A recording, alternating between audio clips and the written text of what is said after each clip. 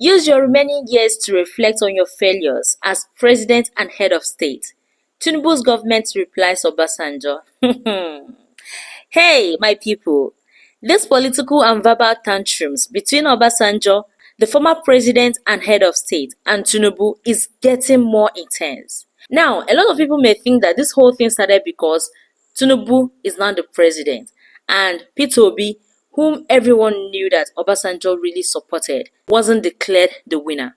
No, this whole thing dated way back early 2000 when Obasanjo was the president of this country and Tinubu was the governor of Lagos State. Now, these two men have never been the best of political allies since the history of Nigerian politics. Okay, since the inception of democracy in Nigeria. Their political rivalry dated back from 1999 to 2007. Okay, you remember a few days ago when Obasanjo called for Mahmoud Yakubu and all their INEC staff to be sacked and replaced, stating that they plunged Nigeria into this current mess we are in.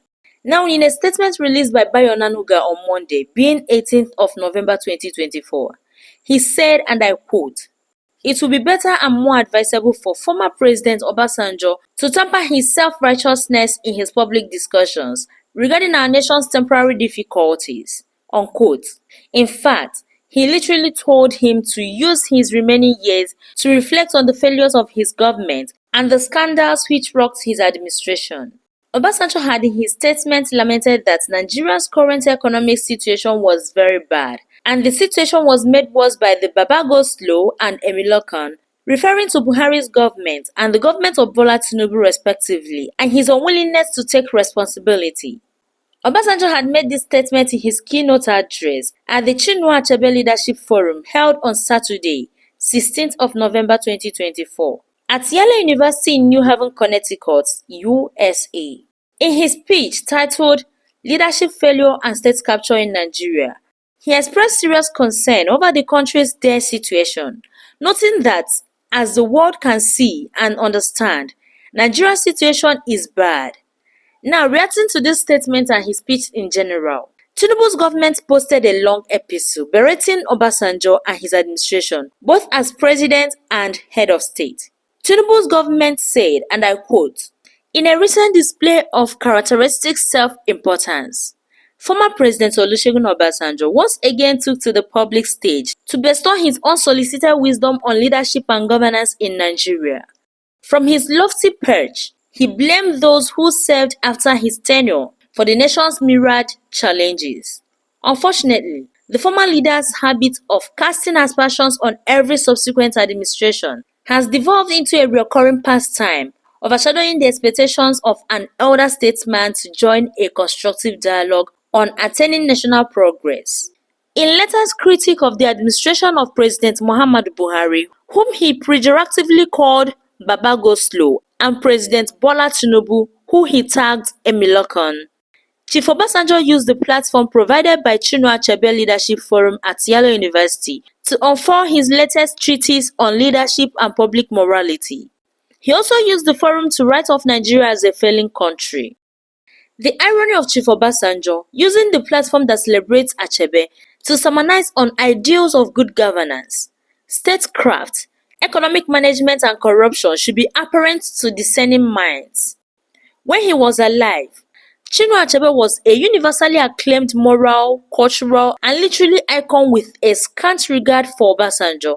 It is on record that Professor Achebe rejected the third highest national honor bestowed on him by Obasanjo-led administration in 2004 on the grounds of the prevalence of abuse of power, corruption, poor leadership, and in particular, state-sponsored brigandage endorsed by Chief Obasanjo in Achebe's home state of Anambra.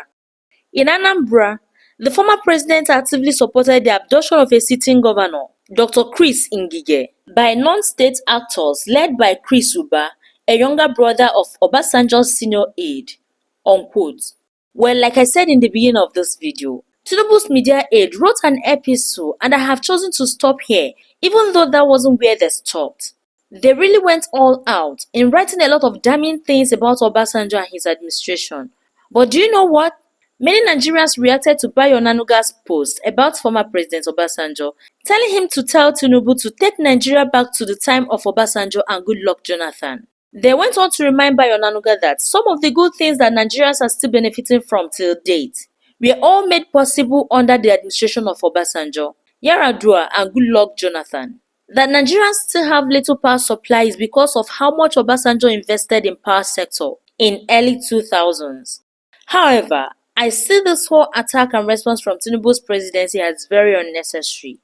Obasanjo was invited as a keynote speaker and was given a topic to speak on, which was leadership failure and state capture in Nigeria.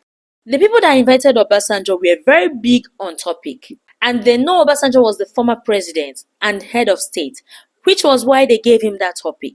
They knew why they gave him that topic. So, were this government expecting him to go there and speak on things that are not related to the topic given to him? Or do they think that the people that gave the topic to Obasanjo didn't know that there is serious state capture going on in Nigeria? So this government think the world is not watching what is happening in Nigeria. Well, for their information, everybody knows what a Bola Ahmed Tinubu-led administration represents. The world knows, so they should stop expecting anybody to cover up for them.